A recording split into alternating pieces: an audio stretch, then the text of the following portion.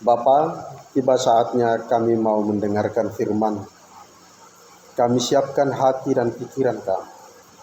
Berbicaralah Bapa. Kuatkanlah kami untuk kami dapat hidup seturut dengan kehendak. Amin. Damai sejahtera Allah yang melampaui segala akal, itulah kiranya yang menguasai hati dan pikiran dalam Kristus Yesus Tuhan kita. Amin. Shalom. Puji Tuhan, firman Tuhan yang menjadi renungan itu kita pedomani sepanjang minggu ini ambil dari kitab Yeremia pasal yang ke-31 ayatnya yang ke-25 sampai yang ke-37. Demikian firman Tuhan. Beginilah firman Tuhan yang memberi matahari untuk menerangi siang, untuk menetapkan bulan dan bintang-bintang untuk menerangi malam, yang mengharu-birukan laut sehingga gelombang-gelombangnya ribut. Tuhan semesta alam namanya. Sesungguhnya seperti ketetapan-ketetapan ini tidak akan beralih dari hadapanku. Demikianlah firman Tuhan. Demikianlah keturunan Israel juga tidak akan berhenti menjadi bangsa di hadapanku untuk sepanjang waktu. Beginilah firman Tuhan. Sesungguhnya seperti langit di atas tidak terukur, dan dasar-dasar bumi di bawah tidak terselidiki, demikianlah juga aku tidak akan menolak segala keturunan Israel, karena segala apa yang dilakukan mereka. Demikianlah firman Tuhan. Saudara yang dikasihi Tuhan, Nabi Yeremia ini adalah anak dari seorang imam bernama Hilkiah. Pada masa Raja Josia hilang hukum Taurat. Tidak ada kitab Taurat Musa. Jadi sepanjang orang-orang Israel pada masa itu beribadah, tidak lagi dibacakan yang namanya Taurat Musa. Karena tidak ada kitabnya. Lalu tanpa disengaja, Imam Hilkiah yang pada waktu itu bertugas di Bait Allah menemukan hukum Taurat itu. Barangkali pendahulu-pendahulunya menyembunyikan itu hukum Taurat. Sehingga terjadilah reformasi besar-besaran yang dilakukan Raja Josia pada masa itu. Lalu pada tahun ke-13 pemerintahan Josia, disitulah Yeremia dipanggil oleh Tuhan, anak si Imam Hilkiah ini. Nah, pada pasal 31 Nabi Yeremia ini bernubuat tentang perjanjian baru. Yeremia telah Tuhan berikan kesempatan untuk melihat satu perjanjian yang kekal, perjanjian yang abadi, perjanjian yang baru, yang beda dengan perjanjian sebelumnya yang dituliskan oleh Musa. Yeremia menyampaikan bahwa perjanjian lama yang diberikan Tuhan yang dituliskan oleh Musa itu adalah abadi, itu adalah kekal, tetapi itu adalah suatu pemberitahuan, suatu pendahuluan, suatu dasar akan adanya perjanjian yang baru, yang tentu belum ada pada masa itu, tapi sudah dilihat oleh Yeremia. Sehingga dia berkata, kalau perjanjian lama ini ditulis dalam loh batu, maka perjanjian baru itu kelak akan ditulis dalam loh hati manusia. Nah, apa sebenarnya hubungan perjanjian lama dengan perjanjian baru ini? Sehingga begitu penting. Sehingga para nabi menubuatkan. Apa fokus perjanjian lama dan apa fokus perjanjian baru? Perjanjian lama itu fokusnya pada kekudusan Tuhan. Tuhan Allah, Yehova, Elohim, Adonai, Yahweh itu maha kudus, maha suci. Tidak ada dosa yang bisa bersentuhan dengan Allah itu. Itu sebabnya ketika Allah menyatakan diri di Gunung Horeb, tidak boleh satu makhluk pun menyentuh gunung itu. Siapa yang menyentuhnya, mati seketika itu juga. Kenapa? Karena berdosa. Bahkan ketika tabut perjanjian pada masa Daud dibawa dari tanah Filistin mau dibawa ke Yerusalem, Dalam perjalanan kereta yang mengusung tabut perjanjian itu oleng. Ada dua orang, Ahio dan Uza, dengan spontan pegang itu tabut perjanjian supaya jangan sampai jatuh. Uza yang menyentuh tabut perjanjian itu dengan seketika itu juga mati. Apakah Tuhan kejam? Manusia biasa, pelayan biasa yang dengan hati nurani yang murni tidak ingin tabut perjanjian itu jatuh. Dia sentuh, mati. Karena itulah hukum ketetapan Tuhan yang tidak bisa berubah. Dan itulah yang menjadi tema ibadah kita minggu ini. Ketetapan Tuhan tidak akan berubah. Bahwa Allah itu Maha Kudus, tidak bisa ditolerir, tidak bisa ditawar-tawar. Dan manusia telah jatuh ke dalam dosa. Dan upah dosa ialah maut, tidak bisa ditawar-tawar. Ya, berkali-kali saya sampaikan itu seperti kabel listrik telanjang yang tegangan tinggi yang di atas itu, sutet itu ya. Begitu kesentuh dengan tangan kita yang telanjang, nggak ada basa-basi, langsung kesetrum, mati di tempat. Kenapa begitu? Ya memang itu hukumnya, itu ketetapan. Positif, negatif, listrik itu nggak boleh ketemu. Ketemu ya kesetrum, mati kita. Begitulah kekudusan Tuhan. Lalu fokus perjanjian baru apa? Kasih karunia Tuhan yang mengampuni dosa manusia. Dosa tidak bisa ditawar, kekudusan Tuhan nggak bisa ditawar, dan manusia makhluk berdosa. Tapi oleh kasih karunia Bapa di dalam anaknya Yesus Kristus yang telah merelakan dirinya menjadi tumbal, sehingga umat manusia itu bisa dipulihkan hubungannya. Oleh karena kecanggihan teknologi, kabel tegangan tinggi tadi dibalut dengan karet, sehingga walaupun kita pegang, kita sentuh, kita tidak kesetrum. Karena sudah dibalut oleh karet, walaupun tidak mengurangi kekuatan daripada listrik di dalamnya. Itulah kasih karunia Tuhan Yesus Kristus. Kekudusan Allah tidak berkurang. Manusia tetap sebagai makhluk berdosa, tetapi kasih karunia Tuhan telah membalut dosamu, sehingga kita bisa punya relasi kembali dengan Tuhan yang telah diputuskan oleh Allah dalam perjanjian lama. Perjanjian lama itu menceritakan bahwa telah putus hubungan antara manusia dengan Tuhan. Tetapi perjanjian baru memberikan jalan bahwa ada pemulihan hubungan. Perjanjian lama adalah hukuman bagi orang berdosa. Perjanjian baru adalah berkat, penghiburan, keselamatan bagi orang yang menerima kasih karunia. Lalu yang kedua, kurban. Sama-sama ada kurban. Kita baru berikan persembahan dalam bentuk rupiah. Dalam perjanjian lama sampai hari ini juga orang Israel tetap melakukan persembahan korban penebus salah, korban penebus dosa. Itu tetap berjalan. Allah telah menetapkan setiap dosa itu ada konsekuensinya. Apa yang kamu tabur itu yang kamu tuai. Apakah korban dalam perjanjian lama betul menebus dosa? Tidak. Perjanjian baru memberi pencerahan. Kurban dalam perjanjian lama itu hanya menutup sementara. Sebab tidak mungkin nilaimu sebagai manusia ditebus dengan seekor domba. Itu enggak setara. Tidak mungkin hutangmu 10 gram emas engkau ganti dengan 10 gram perak. Walaupun sama-sama 10 gram. Tapi emas dengan perak beda harga, beda nilai. Tidak mungkin bisa menebus. Tidak bisa.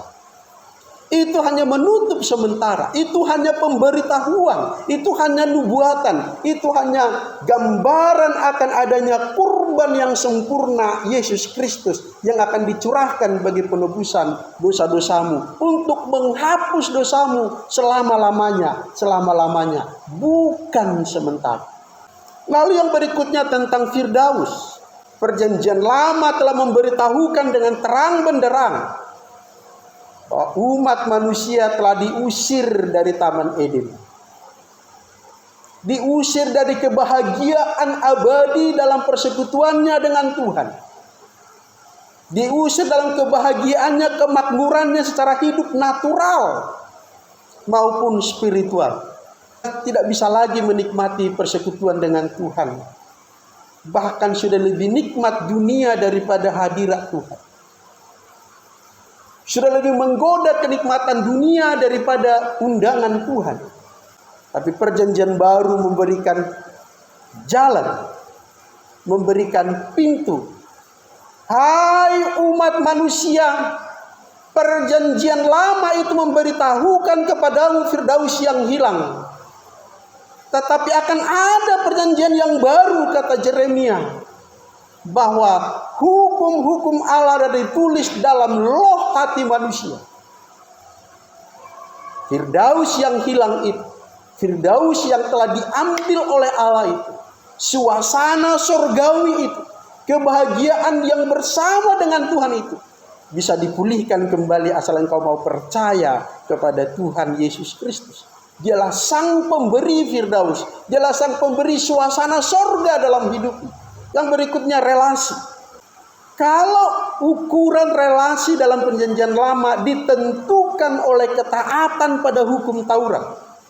Kalau hubungan raja dengan rakyat, dengan Tuhannya baik, maka kerajaan Israel akan menjadi besar, makmur, dan kuat disegani negara-negara tetangganya. Tergantung pada hukum Taurat. Taat diberkati, dibesarkan. Memberontak dihukum. Nah, apa bedanya dengan perjanjian baru? Perjanjian baru itu limpah dengan kasih karunia. Dalam perjanjian lama, mata ganti mata, gigi ganti gigi, tangan ganti tangan. Sampai orang berkata, kejam sekali Allah dalam perjanjian lama ya. Sampai ada yang membedakan, berbeda Tuhan dalam perjanjian lama dengan Tuhan dalam perjanjian baru. Dalam perjanjian lama itu Allahnya kejam, sadis. Gak ada tawar menawar, gak ada kasih di situ. Allah Maha Kasih itulah Allah yang ada dalam perjanjian baru. Yesus itu lahir datang dari Allah perjanjian baru, katanya. Nabi Yeremia memperlihatkan kepada kita tidak benar seperti itu. Allah itu satu esa abadi. Allah yang satu dan yang sama dalam perjanjian lama, Allah itu juga dalam perjanjian baru. Allah yang mengikat perjanjian dengan Abraham, Allah itu juga yang mengikat perjanjian dengan Musa. Allah itu juga yang mengikat perjanjian dengan kita. Kalau kita percaya menerima Yesus sebagai Tuhan, sebagai imam besar kita, sebagai perantara kita dengan Tuhan, dengan Sang Allah, dengan Roh Kudus, dengan Allah Tritunggal, dengan siapa lagi? Dengan pencipta langit dan bumi. Semua agama mengaku beribadah kepada Allah pencipta langit dan bumi. Semua mengaku memuja Allah pencipta langit dan bumi. Karena semua orang mengakui bahwa hanya satu Tuhan yang menciptakan langit dan bumi. Tapi pertanyaannya, apakah semua orang mengenal Allah pencipta langit dan bumi? Perjanjian lama memberitahukan tidak lagi ada hubungan, tidak lagi kenal mengenal antara manusia dengan Allah. Tetapi perjanjian baru memberi jalan. Engkau bisa berhubungan dengan Tuhan. Engkau bisa mengenal Allah. Engkau punya relasi dengan Allah karena kasih karunia di dalam Yesus Kristus. Lalu pada nats khotbah hari ini, pada ayat 35 sampai 37, di situ Yeremia mempertegas bahwa ketetapan Tuhan itu, perjanjian lama dan perjanjian baru itu tidak akan berubah. Sekalipun alam semesta berubah, sekalipun siklus alam terbalik, yang tadinya matahari terbit dari timur menjadi terbit dari barat. Tadi malam ada yang melihat bulan merah agak lain warnanya. Sekarang udah susah nengok bulan karena udah sibuk semua main HP ya. Gak lagi yang keluar rumah. Ya, fenomena alam semalam bulannya merahnya lain, seperti merah darah. Ya mungkin karena cuaca apa yang namanya, iklim El Nino ya, kemarau yang panas luar biasa. Maksud saya juga, lihatlah tanda-tanda alam semesta ini. Lihatlah siklus alam yang tidak pernah berubah, yang tetap stabil. Kalau dalam bahasa anak-anak sekolah apa namanya itu? Susunan tata surya ya. Siklus tata surya perputarannya itu tetap stabil. Oleh karena apa? Pekerjaan Allah. Tapi sekalipun itu tidak stabil lagi, sekalipun sudah kacau balau, ingatlah, ketetapanku ini tidak akan berubah. Ketetapanku ini tidak akan berubah. Jangan main-main. Itulah hebatnya Tuhan. Tuhan itu tidak pernah salah ucap. Tuhan itu tidak pernah bicara dulu baru berencana. Dia itu sempurna. Apa yang dia perkatakan itu ya dan amin dan tidak akan berubah.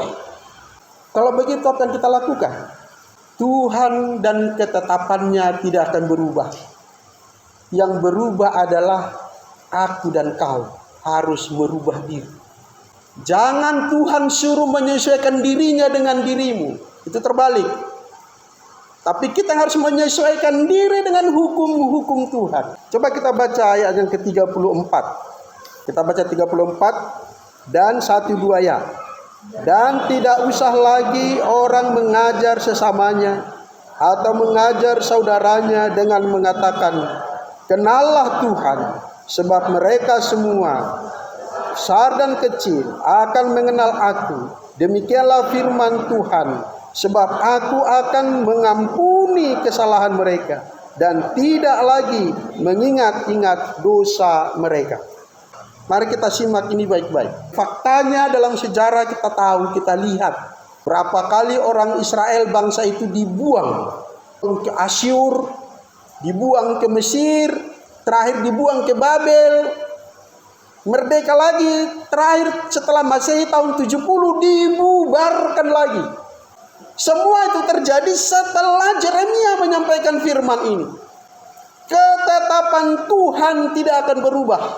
Tapi ternyata kalau kita lihat secara kasat mata, berubah. Tidak akan kutolak Israel. Sampai sekarang Israel tidak mengakui Yesus Tuhan. Sampai hari ini. Mereka merdeka. Tanggal berapa Israel merdeka? Kalau kita 17 Agustus kan? Kalau Israel, ingat ini ya, tanggal 14 Mei tahun 1948 Israel merdeka sebagai bangsa yang berdaulat dan sampai sekarang tetap menjadi persoalan. Itu bukan urusan kita itu. Ketetapan Tuhan tidak akan berubah. Yang berubah ialah manusia. Manusia yang berubah. Berubah setia.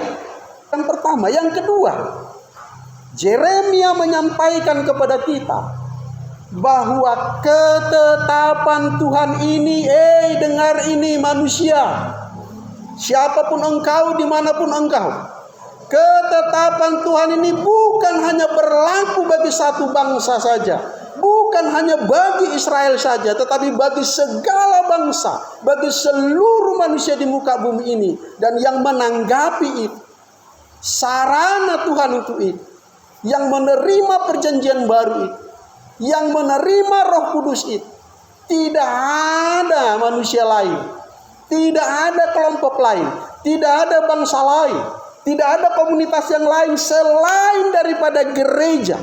Camkan ini baik-baik. Yeremia telah melihat bahwa nanti akan ada perjanjian yang baru di mana loh hati manusia menjadi tempat tulisan-tulisan hukum Tuhan, bukan lagi loh batu. Di mana akan ada ikat perjanjian yang bukan lagi hanya satu bangsa, tapi setiap orang di muka bumi ini yang mau ikat perjanjian dengan Tuhan. Hanya dia yang dapat mengenal Tuhan, berhubungan dengan Tuhan, dengan hubungan yang abadi, yang selama-lamanya.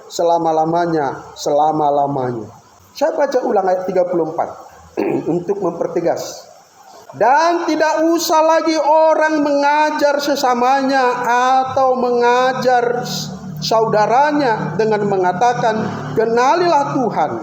Orang Israel pada masa itu menganggap telah menjustis hanya orang Israel yang mengenal Tuhan.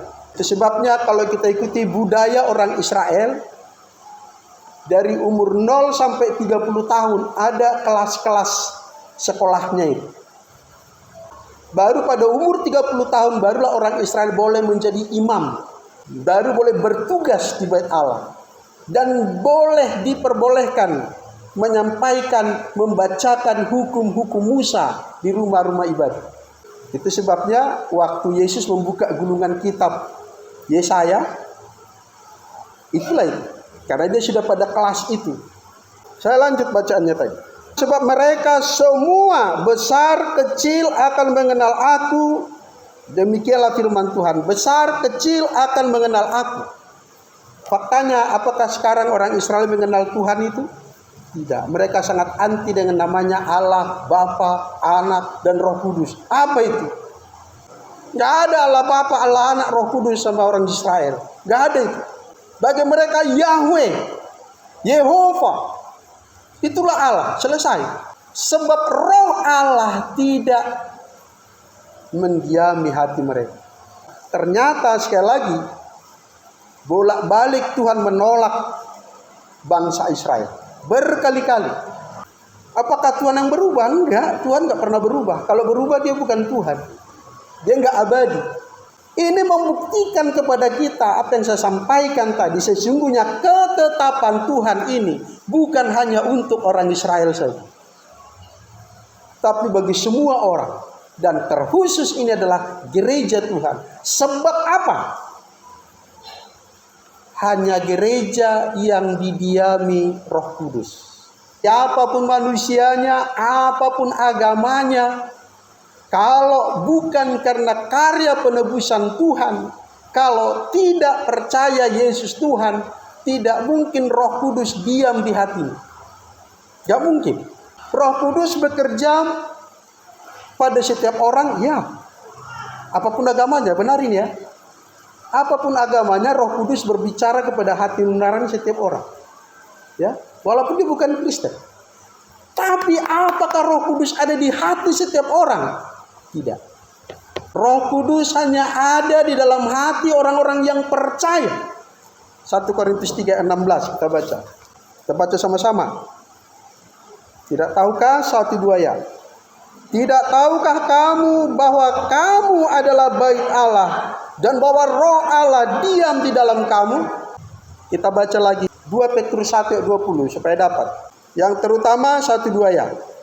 Yang terutama harus kamu ketahui ialah bahwa nubuat-nubuat dalam kitab suci tidak boleh ditafsirkan menurut kehendak. Lanjut 21. Sebab tidak pernah nubuat dihasilkan oleh kehendak manusia, tetapi oleh kehendak Roh Kudus. Orang-orang berbicara dalam nama Allah. Halo, Israel bangsa pilihan Tuhan. Amin. Itu nggak akan berubah. Manusianya berubah, iya. Jadi andaikan dibuat sensus, mulai si keturunan Abraham yang kita sebut Israel keturunan Yakub ya, 12 suku. Mungkin kalau di sensus yang mati dan yang hidup sampai sekarang bisa jadi sudah 100-an juta, bisa jadi. Tapi apakah orang yang 100-an juta itu nanti kita akan bertemu di surga? Pasti tidak. Tapi dia orang Israel, iya memang. Israel sebagai kerajaan, sebagai bangsa pilihan Tuhan, tapi orang-orangnya itu beda cerita. Roh Kuduslah yang mendorong Yeremia berbicara akan ada perjanjian baru. Waktu itu belum ada. Akan ada satu umat dari bangsa yang lain yang mengerti, yang memahami siapa Allah sebenarnya. Itu sebabnya Yesus berkata kepada murid-muridnya, banyak nabi yang ingin melihat apa yang kau lihat ini. Karena mereka kagum kepada Yesus. Yesus berkata, banyak nabi, bahkan semua nabi perjanjian lama, merindukan, ingin melihat yang kamu lihat ini. Siapa rupanya Yesus ini? Saya mau sampaikan kepada kita. Musa, nabi yang sangat besar di kalangan orang Israel sampai hari ini. Itu sebesar Nabi Muhammad bagi saudara kita di Indonesia. Bagi orang Israel, Musa lah Nabi yang terbesar, bukan Yesus. Yesus enggak mereka akui. Saudara tahu? Musa hanya diberi kesempatan melihat punggungnya Yesus ini. Hanya Abraham yang bisa berhadap-hadapan muka dengan Allah, dia tidak mati. Sebab ketetapan Tuhan yang kudus tidak bisa bertemu dengan yang tidak kudus. Yang tidak kudus pasti binasa. Siapapun yang melihat Allah pasti mati. Itu sudah hukum, ketetapan Tuhan. Tetapi Abraham berbicara berhadap-hadapan sebagaimana Adam di Taman Eden dengan Tuhan. Dia tidak mati. Musa hanya bisa melihat api. Musa hanya bisa melihat tiang awan. Musa hanya bisa mendengar suara tanpa ada wujud Allah yang dia kenal itu. Abraham punya kesempatan melihat. Coba kita lihat Kejadian 18. Dapat? Perhatikan Alkitabnya, saya akan baca. Ayat 1 dan 2. Kemudian Tuhan, itu Tuhan huruf besar semua ya. Tuhan huruf besar semua itu YHWH. Yehova. Jehovah, Adonai. Menampakkan diri kepada Abraham dekat pohon terbantim di Mamre, sedang ia duduk di pintu kemahnya waktu hari panas terik, mungkin seperti panasnya sekarang ini. Ayat 2, apa yang dilihatnya? Tuhan menampakkan diri kepada Abraham. Ayat 2, ketika ia mengangkat mukanya, ia melihat 3 orang berdiri di depannya. Sesudah dilihatnya mereka, ia berlari dari pintu kemahnya, menyongsong mereka, lalu sujud sampai ke tanah.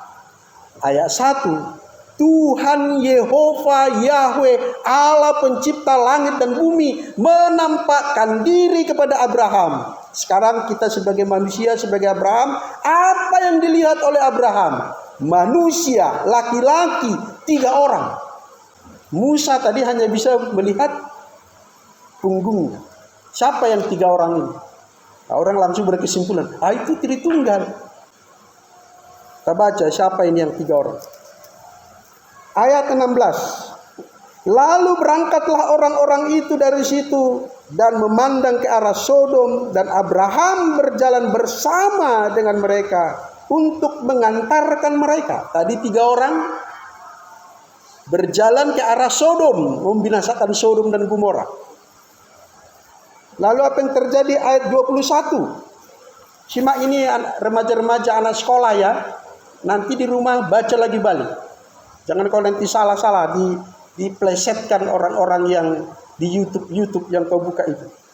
Ayat 22. Lalu berpalinglah orang-orang itu, masih orang yang sama.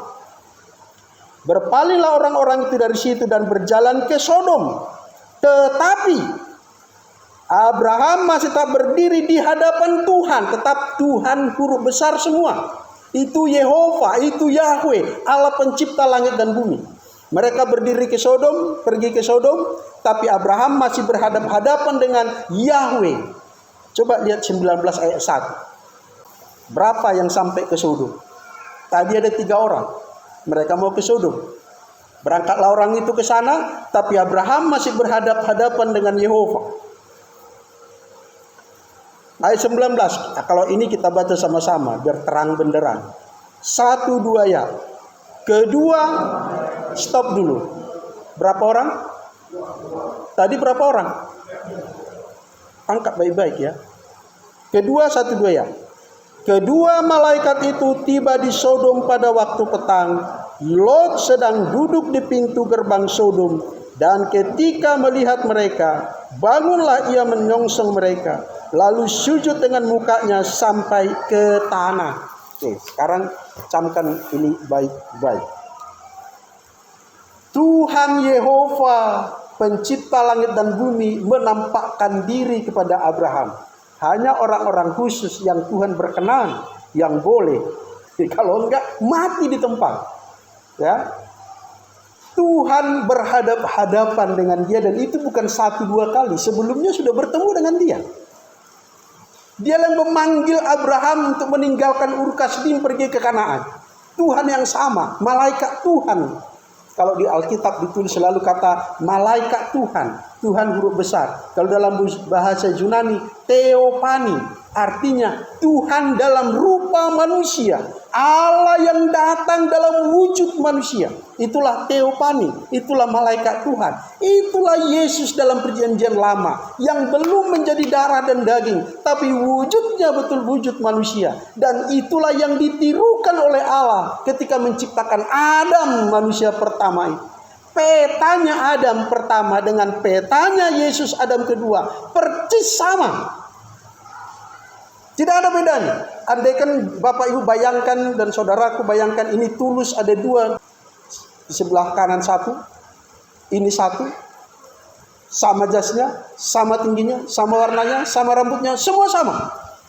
Semalam saya memberikan kuliah untuk S2, Master Teologi dan Master Pendidikan Agama, Classroom.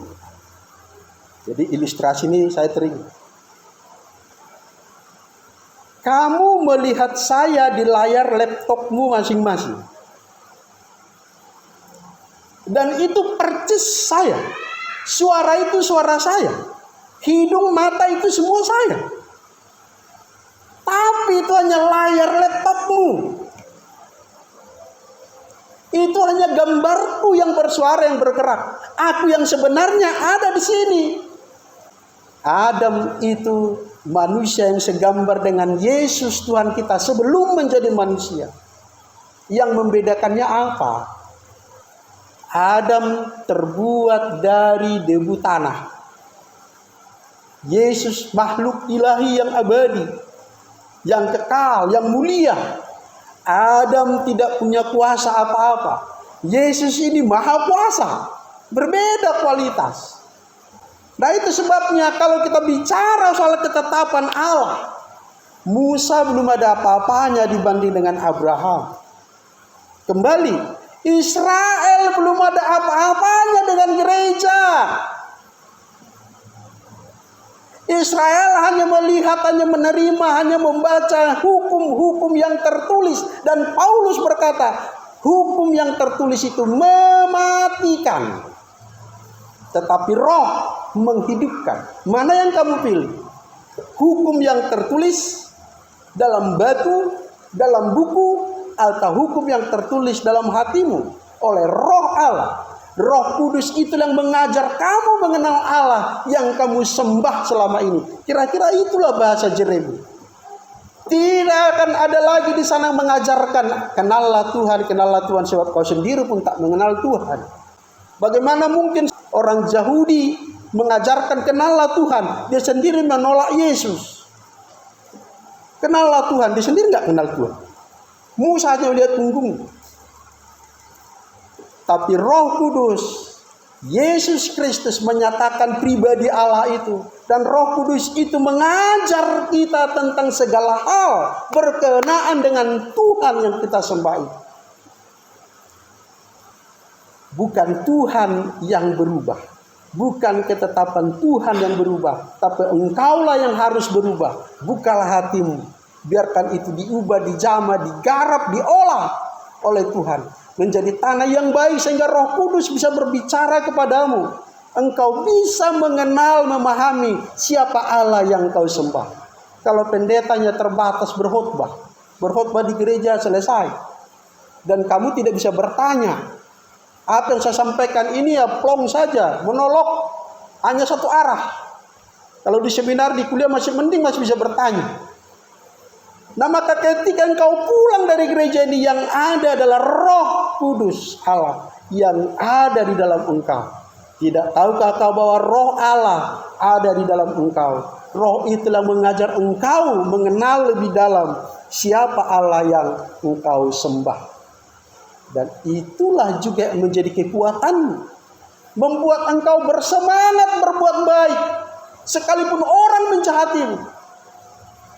Itulah menguatkan engkau tetap semangat. Amang Panjaitan merawat inang di rumah. Roh Kudus itulah membuat kita berani berkata jujur.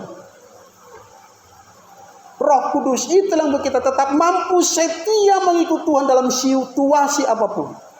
Walau banyak godaan, walau banyak tantangan, kita tetap mampu berkata, Yesus Tuhan dan Juru Selamat. Karena ada Roh Kudus itu. Tanpa Roh Kudus tidak mungkin. Jadi jangan heran nanti, sekali lagi kuingatkan Bapak Ibu, banyak orang Kristen tidak mengenal Tuhan.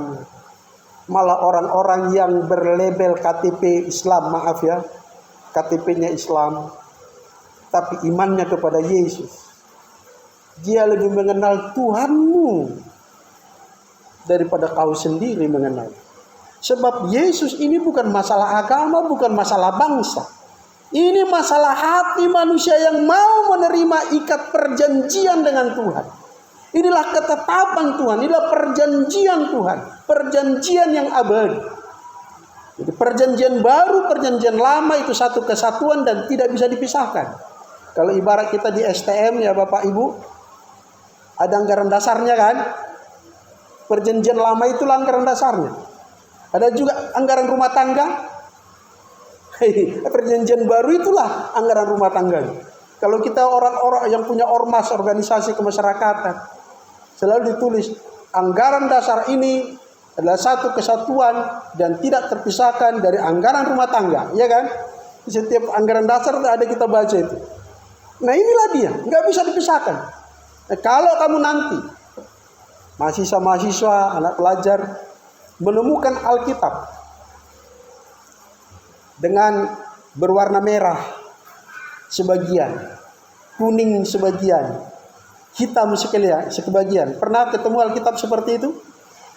Mereka berkata yang merah itulah firman Tuhan, yang kuning itu belum jelas, yang hitam itu adalah narasi penulis Alkitab, bukan firman Tuhan. Yang kuning, yang hitam bukan firman Tuhan. Yang firman Tuhan itu yang merah. Karena tahu nanti kamu temukan Alkitab di luar setelah kebaktian ini. Saya tidak katakan jangan dipakai, tetap pakai, sama isinya. Hanya seluruh ayat-ayat Alkitab dari Kejadian sampai Wahyu itu adalah ketetapan Allah yang tidak berubah. Itu ya dan amin. Itu firman yang diilhamkan oleh Allah. Sama seperti Musa menulis kitab Kejadian, dia menguraikan dengan baik. Kalau bukan Tuhan yang mengilhamkannya, dari mana Musa tahu si Abraham? Dari mana Musa tahu bagaimana Tuhan menciptakan langit dan bumi? Abraham sudah jauh, jangankan Adam dan Hawa.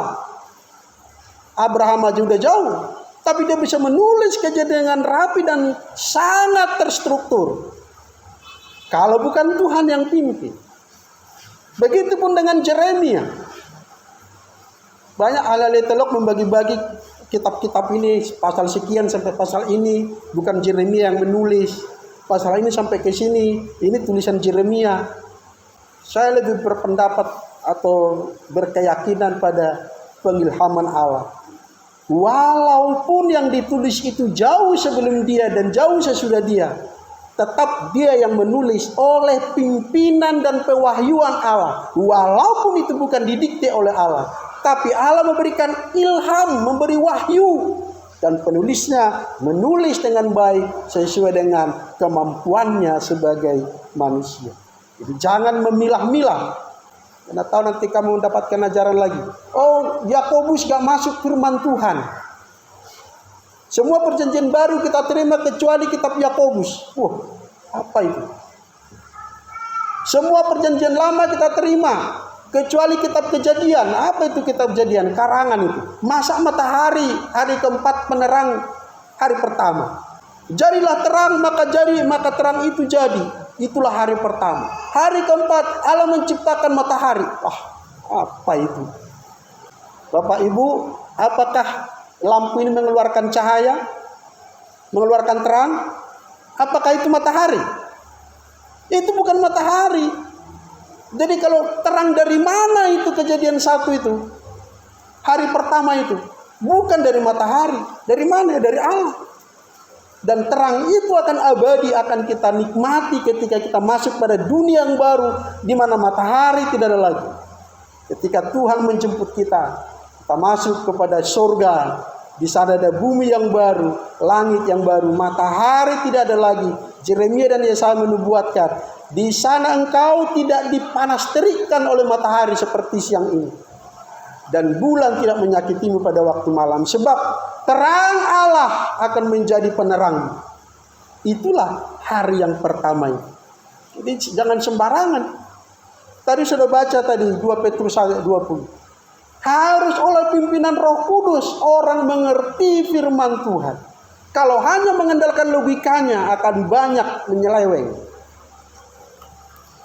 Lari, bahkan tentang Yesus pun akan berlari-larian teologinya. Karena tidak dipimpin oleh Roh Kudus. Yang kita bawa pulang adalah izinkan Roh Kudus mengajarimu supaya engkau bisa mengajarkannya kepada anak-anakmu. Roh yang satu dan yang sama itulah yang menjadi andalan kita, membuat kita menjadi bangsa yang terpilih, umat yang kudus, milik kepunyaan Allah selama-lamanya. Amin. Mari kita berdoa. Bapa, kami telah mendengarkan firman-Mu ya dan amin. Tuhan, buatlah ketetapan-Mu yang tidak berubah ini kami pegang baik-baik, bahwa ketetapan-Mu abadi, tidak mungkin kami tawar. Tetapi kami bersyukur kepadamu, Engkau mengikat kami dengan perjanjian yang baru, yang dimeteraikan oleh darah anak-Mu, Yesus Kristus, yang memberikan jalan kepada kami, sehingga Roh Kudus diam di dalam hati kami, mengajar kami, membimbing kami, memeteraikan kami. Semakin hari, semakin mengenal Allah yang kami sembah. Semakin hari, kami semakin mencintai perjanjian-Mu. Semakin mencintai ketetapan-Mu. Dalam nama Yesus kami berdoa. Amin.